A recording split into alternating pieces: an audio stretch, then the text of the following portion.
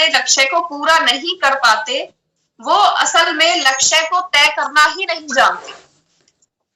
ये वही बात बोल रहे हैं जैसे अभी हमने कार वाली बात को डिस्कस किया कि मुझे गाड़ी लेनी है, मुझे गाड़ी लेनी है, मुझे गाड़ी लेनी है। वो गाड़ी हम ले नहीं पा रहे हैं जब तक हम अपने लक्ष्य को ठीक ढंग से तय नहीं करेंगे कि कौन सी गाड़ी लेनी है, कितने रुपए की आएगी, कहाँ से मिलेगी, कौन सा कलर लेना है, मुझे कितनी मेहनत करनी पड़ेगी उसके लिए, कितना पैसा देना पड़ेगा। जब तक ये सारी चीजें हमें क्लियर नहीं होंगी तब तक हम अपने उस लक्ष्य को पूरा नहीं कर सकते हैं। लक्ष्य को अगर पूरा नहीं कर पा रहे हैं तो इसका मतलब है कि हमने अपने लक्ष्य को ठीक ढंग से तय नहीं किया। अगर कोई व्यक्ति अपने लक्ष्य को सही तरीके से तय करना सीख जाए तो उन्हें पूरा करना उस व्यक्ति के लिए बाएं हाथ का खेल हो जाता है। यानी कि अगर उसको सारी चीज, पूरी पिक्चर उसके दिमाग में अगर क्लियर है, पेपर में अगर उतर चुकी है, तो वो जरूर उसको पूरा कर लेगा। और ये बात हम पहले भी इस मीटिंग में कई बार कर चुके हैं कि जब जैसे ताजमहल बनाया गया था तो ताजमहल पहले दिमाग में बनाया गया था कि ताजमहल एक बनेगा, उसके बाद उसको कागज पे उतारा गया था कि वो ऐसा ऐसा बनेगा, उसके बाद वो असल में बनकर आज ताजमहल हम सभी के सामने है। इसी तरीके से हमारी भी कोई भी अगर हमारा टारगेट है, कोई भी टारगेट है, ना सिर्फ आरसीएम बिजनेस में, आपके पर्सनल लाइफ में भी आपका कोई भी अगर टारगेट है तो वो भी स्पष्ट होना चाहिए, उसको भी अच्छे तरीके से अच्छा तरीके से उसको आपके माइंड में सारी चीजें क्लियर होनी चाहिए, तभी आप उस लेवल को, उस लक्ष्य को हासिल कर पाएंगे। अब जैसे यहाँ पर हम बात करते हैं रॉयल्टी की। कोई व्यक्ति मान लीजिए रॉयल्टी का टारगेट लेता है, वो यही बोल रहा है कि मुझे रॉयल्टी लेनी है, मुझे रॉयल्टी लेनी है, मुझे रॉयल्टी लेनी है, तो उसका वो टारगेट पूरा नहीं होगा। अगर जब तक उसको ये नहीं पता कि रॉयल्टी में बिजनेस कितना होता है, एक साइड में कितना बिजनेस करना पड़ेगा, दूसरी साइड में कितना करने पड़ेगा, खुद की परचेजिंग कितनी होगी, मेरी टीम में कौन कौन लोग हैं, कितना कितना वो बिजनेस करने वाले हैं, बी लेग में कितने लोग हैं, कितने लोगों को मुझे और ज्वाइन करवाना है, इन जो ज्वाइन हो चुके हैं उनको कितनी कितनी परचेजिंग करवानी है, उनका कौन कौन सा लेवल पूरा करवाना है।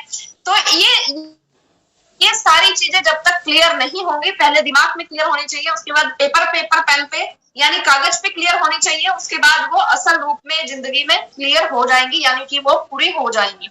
और यही काम हम हर महीने की पहली तारीख को करते हैं, जिसको हमारी नेटवर्क मार्केटिंग या आरसीएम बिजनेस की भाषा में हम काउंसलिंग बोल देते हैं। वो यही तो काम है, अपने लक्ष्य को तय करना। तो इसमें वो ही बात बताई गई है। इसका मतलब ये कि जो काम हम करते हैं, काउंसलिंग जिसे बोलते हैं, ये उसी के बारे में कह रहे हैं कि काउंसलिंग करना जरूरी है। बहुत लोग काउंसलिंग से पीछे हटते रहते हैं, बहुत लोग काउंसलिंग ही नहीं करते।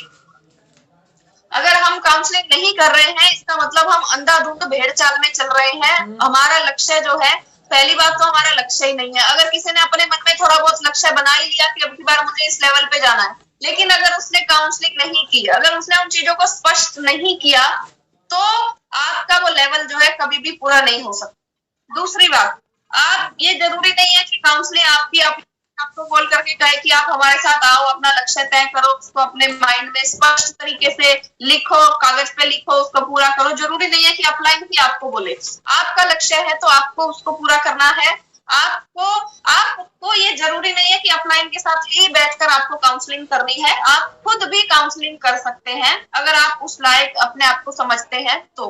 आप खुद से काउंसलिंग कीजिए, उसके बाद अपनी अपलाइन को दिखाइए कि सर मैंने ये सोचा है, मुझे इस लेवल पे जाना है, इस व्यक्ति का इतना मैं करवाने वाला हूँ, तो इतनी डिस्प्ले वॉल खुलवा दूंगा, इतने लोगों का 1500 पीवी करवा दूंगा, इतने को 2500, इतने को 5000 करा दूंगा, इसको बिगिनर बना दूंगा, इसको ओपनर बना दूंगा, इसको ये बना दूंगा, इसको लीडरशिप बना दूंगा, तो मेरी रॉयल्टी हो जाएगी। इस तरीके से आप अपने लेवल पर काउंसलिंग करके, कागज पे उतार के, बिल्कुल एक एक चीज क्लियर होनी चाहिए, और उसको फिर अपनी अपलाइन के सामने उसको रखें कि सर देखिए मैंने ये सोचा है, अगर कुछ गलती है तो आप उसको ठीक कर दीजिए। आप बताइए आपकी क्या सलाह है इसमें? सर इस तरीके से अगर हम काउंसलिंग करके बिजनेस करते हैं तो ही हम अपने लक्ष्य को पूरा कर पाएंगे। ये बात मैं नहीं कह रही हूँ, ये बात संकेत जैन जी ने इस बुक में बताई है।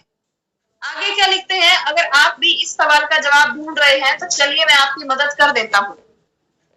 कोई व्यक्ति अच्छा बंगला चाहता है तो कोई अच्छी गाड़ी का मालिक बनना चाहता है। कुछ लोग सुखी परिवार चाहते हैं तो कुछ लोग सेहतमंद जीवन चाहते हैं। कुछ लोग धनवान बनना चाहते हैं तो कुछ लोग दुनिया की मदद करना चाहते हैं। वहीं कुछ लोग संसार में बड़ा नाम कमाना चाहते हैं तो कुछ लोग मोक्ष प्राप्त करना चाहते हैं। मैं तो ये सभी चीजें चाहता हूं क्योंकि इनमें से किसी भी चीज का अभाव जीवन के सुखमय संतुलन को बिगाड़ सकता है। बिल्कुल सर, हम सब लोग ये सारी चीजें चाहते हैं ना, ये सभी चीजें हम सब लोग चाहते हैं। हम यही चाहते हैं कि हमारे पास अच्छा घर भी हो जाए, हमारे पास गाड़ी भी हो जाए, हमारा घर में सुख भी होना चाहिए, हमारे घर में सेहत भी अच्छी होनी चाहिए, हम धनवान भी होने चाहिए, हम दुनिया की हेल्प भी कर सके। इसके अलावा हमारा कुछ नाम, हमारी कुछ जान, हमारी कुछ पहचान भी होनी चाहिए, हमें मोक्ष भी मिल जाए। ये चीजें हम सब लोग चाहते हैं। आगे इसमें क्या बताया है कि अपने जीवन के लक्ष्य को तय करने के लिए आपको अपने अंतर मन से इन 4 सवालों के जवाब ढूंढने होंगे। हर व्यक्ति को खुद से ये 4 सवाल पूछने होंगे। हम सब खुद से ही पूछेंगे, मैं आपसे नहीं पूछ सकती हूँ, आप मुझसे नहीं पूछते हैं, हमें अपने आप से ही पूछना है और वहीं से हमें सही जवाब मिल पाएगा। और वो ये है कि आप नोट कर लीजिए, पहला सवाल क्या हमें खुद से पूछना है मैं क्या करना चाहता हूं। मैं क्या करना चाहता हूं। सभी साथी प्लीज ये नोट कर लीजिए। जो साथी नोट कर रहे हैं, नोट्स बना रहे हैं, मेरी नजर में वही साथी इस बिजनेस को लेकर सीरियस हैं। जो नहीं कर रहे हैं, मुझे लगता है कि कहीं बलबीर वर्मा, मैं विजय कुमार, इस तरीके से बोले, मैं सुप्रिया परम पिता परमात्मा की संतान हूं और अपनी असीम शक्तियों का मुझे एहसास है।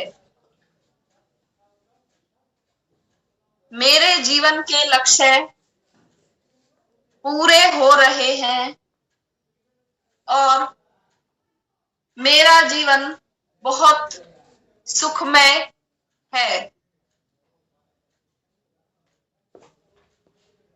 मैं अपनी शक्तियों का प्रयोग मनुष्यों का जीवन सुखमय बनाने के लिए कर रहा हूं। मैं बहुत शुक्रगुजार हूं और अपना आभार व्यक्त करता हूं कि प्रकृति मेरी सभी इच्छाओं को पूरा कर रही है। मैं कामना करता हूं इस किताब को पढ़ रहे हर व्यक्ति का जीवन सुखमय हो। तो सर, एक विजन बोर्ड, एक जो बड़े वाला 5-10 रुपए का चार्ट पेपर आता है, जो अलग अलग कलर में आता है, इतना बड़ा पेपर लें, बड़े वाला वो चार्ट पेपर लें, उसमें आप ये जो बातें यहाँ लिखी हुई है इसको लिखें, उसके ऊपर लिखें और उसके नीचे इस तरीके से ऐसे बॉक्सेस बना लीजिए और उसमें हमें पहले में क्या लिखना है, माय ड्रीम हाउस।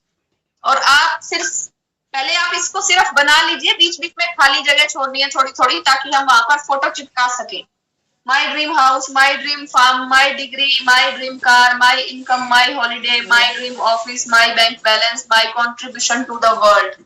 इस पेज का मैं आपको फोटो खींचकर ग्रुप में भेज दूंगी, आप इसको जरूर सभी बना ले। इसको अगर हम बना लेते हैं तो इसके बाद हमने क्या करना है, जैसे यहाँ लिखा है माय ड्रीम हाउस, तो आपको गूगल पे जाना है, अपने सपनों का घर देखना है कि आपको कैसा घर चाहिए, अगले 5-10 साल के बाद आपको कैसा घर चाहिए। आप गूगल पे देख सकते हैं। कई बार ऐसा भी होता है ना कि हमारी कॉलोनी में या हमारे घर के पास, हमारी गली में कोई ऐसा घर होता है जो हमें बहुत अच्छा लगता है। आप चाहते हैं कि मेरा भी ऐसा ही घर होना चाहिए, तो उसका फोटो खींचे, उसका प्रिंट निकालें और उसको इस चार्ट पेपर पर, इस माय ड्रीम हाउस के नीचे यहाँ पर चिपका दीजिए। जो आपका चार्ट पेपर होगा उस पे आपको चिपकाना है। आगे है माय ड्रीम कार, कौन सी कार आप खरीदना चाह रहे हैं, उसका फोटो आप गूगल से डाउनलोड करें, उसका पेपर निकालें, यानी कि उसका प्रिंट निकालें और उसको यहाँ पर लगा दीजिए। कलर भी वही चूज करना है जो कलर आपको लेना है। माय इनकम, आपकी इनकम कितनी होनी चाहिए उसको आप यहाँ पर लिख दीजिए। आपका ऑफिस कैसा होना चाहिए उसको आप यहाँ पर लिख दीजिए।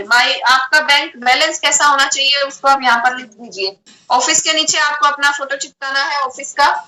गूगल पे सर आजकल सब चीजें अवेलेबल है, हमें सिर्फ वहां से उठाकर कॉपी और पेस्ट करना है। My contribution to the world, दुनिया को मैं क्या देना चाहता हूँ, जो भी आपका सपना है वो आपको यहाँ में लिखना है। इस तरीके से लिखना है हम सभी को। मैं इसका फोटो लेकर ग्रुप में भेज दूंगी। इसको आप ऐसे का ऐसे अपना अपना विजन बोर्ड तैयार कर लें और उसके बाद आपने इसको हर रोज पढ़ना है। इसको पढ़ें, जो ये नीचे दिया हुआ है इसको देखें और विजुअलाइज करें कि ये जो घर है आप इस घर में रह रहे हैं। आपका जो ये ड्रीम ऑफिस है इसमें आप बैठे हुए हैं। आपका जो ये ड्रीम कार है इस कार को आप चला रहे हैं। ये कार आपके घर आ चुकी है, आपके इस घर में खड़ी हुई है। इसको आप चला कर लेकर जाते हैं, अपने परिवार के साथ घूमने के लिए जा रहे हैं। ये सारी चीजें हमें अपने माइंड में विजुअलाइज करनी है कि ये सब कुछ हो रहा है।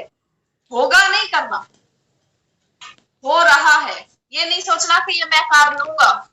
अगर आप ये सोचेंगे कि मैं कार लूंगा तो आप सोचते ही रह जाएंगे, वो दिन कभी नहीं आएगा। आपको उसको फील करना है कि मैं ये कार ले चुका हूँ, मेरे पास ये कार है, मैं इस कार में बैठा हूँ, मैं इस कार में घूमने जा रहा हूँ।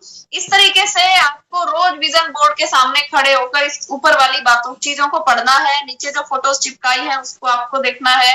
सर थोड़ा सा टाइम, थोड़ी सी मेहनत आपको इसमें लगेगी, थोड़ा सा दिमाग भी लगेगा, सोचना भी पड़ेगा ये सारी चीजों को। लेकिन अगर आप इसको सोचने में अगर सक्षम हो जाते हैं तो आगे के आपके सारे जो काम है वो आसान हो जाएंगे।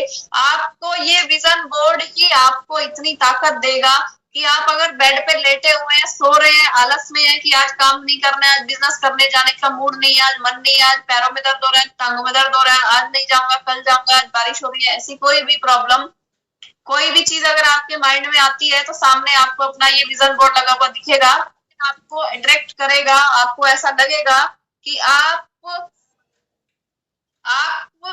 इनके लिए काम करना है, इन चीजों के लिए काम करना है आपको। तो आपके अंदर ऑटोमेटिकली एक इच्छा जाग जाएगी कि आप तुरंत उठकर चले जाएंगे, तुरंत आप प्लान दिखाने के लिए चले जाएंगे, तुरंत आप काम करने के लिए तैयार हो जाएंगे। तो ये हम सभी को करना है। इसके बाद आगे